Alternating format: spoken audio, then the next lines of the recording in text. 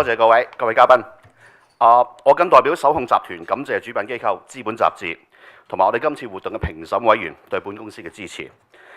首控集團集中精力打造全方位嘅綜合教育營運同埋投融資平台，係希望唔單止賺取一個金融嘅股本回報，亦都希望我哋嘅業務可以為我哋嘅社會帶嚟健康正面嘅影響。咁講到呢一個教育咧嘅投資，就真係唔係淨係講錢，有好多熱情咧，就可能大家都估唔到。例如今晚喺香港大會堂就會上演呢個維也納香港音樂節，而呢個音樂節係會集中咗香港同維也納樂界嘅精英喺香港同維也納兩地交換演出，一直去到8月28號，而臨尾嗰場咧就係有接近300個人上台演出嘅馬勒第8交響樂章，應該會係樂界嘅盛事嚟嘅。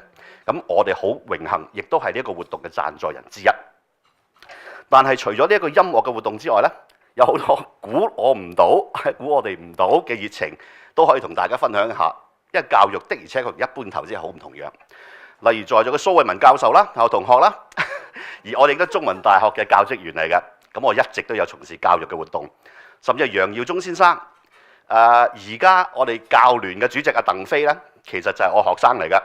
當年我哋一齊入去幫政府推行呢個語文教育嘅改革。咁所以喺教育範圍，我哋有好多嘢都有參與，都有支持，希望真係為社會帶嚟一個正面嘅影響。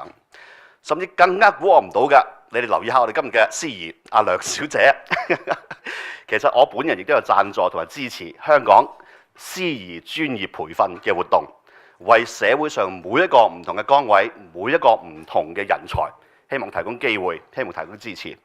講到底，一個民族嘅復興同埋強大，唔係淨係睇錢嘅，人才嘅質素先係最重要。因此，我哋集中投資教育，唔就係淨係為咗賺取資本嘅回報。